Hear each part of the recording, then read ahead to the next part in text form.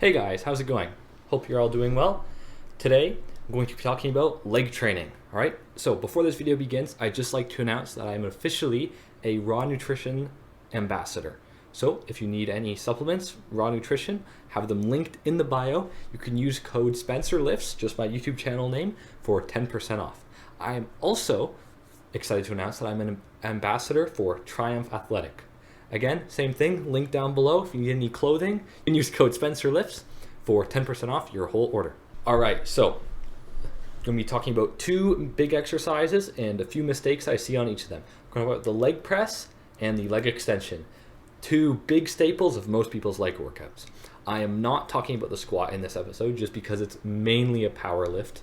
You know, you'll occasionally see guys do it for bodybuilding, but mainly powerlifting, and it's hard on a macro scale. Most people do a pretty good job. Obviously, you know, there are little micro changes that could be made, but that's a whole other video. We're just talking about the big picture of leg training. Okay, so first exercise is the leg press.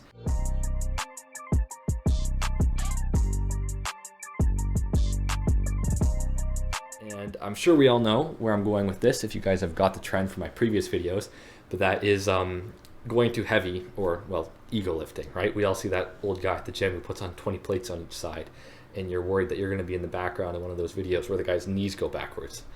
I don't know, people like to put on a lot of weight on their leg press. I guess it makes them feel like they're Superman or something, but if you're trying to grow your legs, it's better to go a little bit lighter, feel the muscles more, right? At my personal home gym, there are lots of IFBB pros that I see there. They're only doing 3 or 4 plates, guys. So if you're out there, you know, you're an average guy doing 6 plates, maybe it's time to listen to this advice and see if you can start to connect with your legs better to really start stimulating that growth. Personally, I do 1. I'll alter it, you know, normally 1 is as low as I'll go. I'll put on 10, 5 or 25 or even a little bit more than that, just depending on how the day goes, depending on how I'm connecting with the muscle. But really, that's what I think most of you guys should start with. Even if you're doing 6 right now, 6 for 12 reps, try 1, listen to these cues and see if it doesn't help you, because I'm sure it will. So the big mistake actually comes from the setup. Too many people just sit in the pad and start pushing, and that's really not what we're trying to do here. So the first thing to do is put your legs relatively close together on the foot platform and put them relatively low down. What that's going to do is it's going to allow you to keep your knees more in line with your hips. If your feet are out wide, they're not going to be in line with your hips, and you're going to have some pain in your joints if you keep going that way. And having your feet lower down will allow more knee flexion, which results in more quad recruitment and more quad fiber recruitment as well. So you're recruiting the muscle more. That quad muscle is doing more of the total work, and within that quad muscle, more of the total fibers are actually activating, firing, moving the weight, tearing. Hypertrophy is being stimulated. Okay? Once you have your feet in position, you want to make sure that you're setting your lower back into the pad, driving your low back, tailbone, butt region into that pad. And it's going to stay there the whole time. You're not rolling up out of the pad. You're sticking your back into the pad, and you're sticking your feet into the platform, right? You're aligned through your legs. You're going from foot, knee, butt region, and that's a line, and the pressure is on either end of that. Okay, when it's time to actually perform the movement, you push the weight away, you know, unrack. Once you've unracked, make sure you're feeling the pressure through your legs, and instead of just letting the weight come down at you, you should be letting your knees come up, right? So when the weight's coming down, it's not actually coming down. You shouldn't be thinking that it's coming down in your head.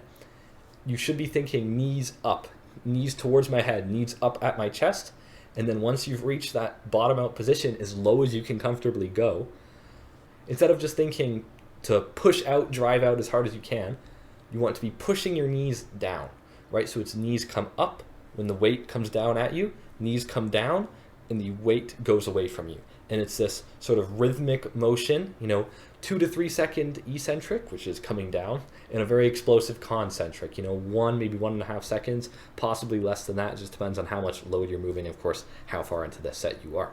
So if you do it that way, you should have connected with your quads like you never have before. Pretty soon, you'll be basically looking like you're walking on tree trunks. The next main exercise that I see most people do slightly incorrectly is the leg extension.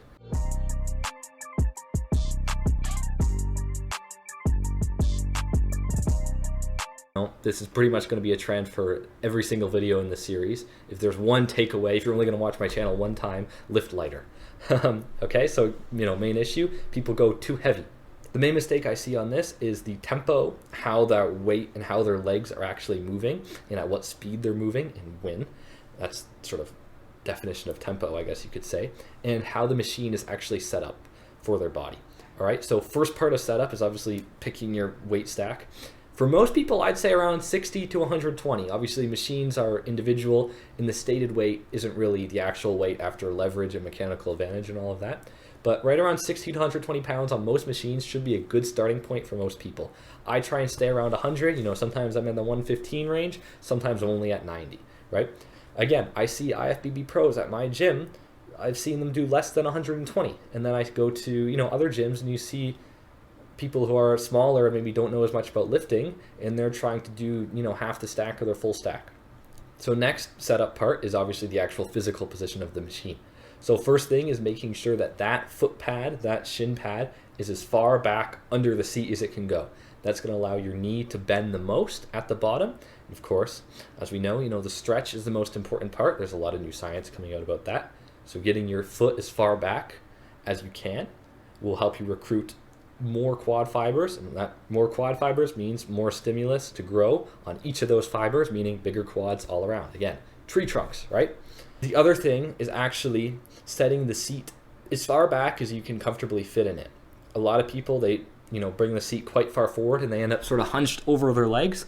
And the issue with that is that the rectus femoris muscle, which is the big center, the muscle in your quad that takes center stage, crosses both your knee joint and your hip joint. We're not going to get bogged down with the anatomy of this, but basically, if you hunch over, that muscle is stretched too much, where in some cases it can be stretched so much to where you can't even reach a full extension on your legs. One more setup cue is making sure that your knees are relatively in line with your hips. Pretend elbow is hip, hand is knee, should be pretty straight. You don't want to be pointing out, you don't want to be pointing in. That's going to cause pain as you roll up through the motion. An optional cue, I got this from Mike Van Wyck. I'll link his channel in the description. He's really useful if you guys are looking to learn the sort of more minute details of training, is to roll your knees in as you come up. So you come up and your knees roll in, the inside of your leg presses down into the pad, and that'll help you recruit more of your outer quad fibers. Trust me, I tried this. I felt my quads like I never have before. All right, guys, so thank you for watching. I hope you found this video helpful. I'm sure if you tried these two, just slight alterations to your leg day staples, your legs would basically look the same as tree trunks, and who doesn't want that?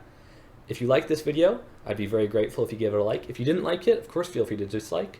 And if you'd like to see more, feel free to subscribe. The next video I'm planning is a little commentary on some of the people I see in the gym who are maybe copying a certain influencer a little bit too much. All right. Again, if you guys need clothing, head to Triumph Athletic and use code SpencerLifts. If you need supplements of any sort, head to Get Raw Nutrition and use code SpencerLifts for that as well. Thank you guys. Have a great day.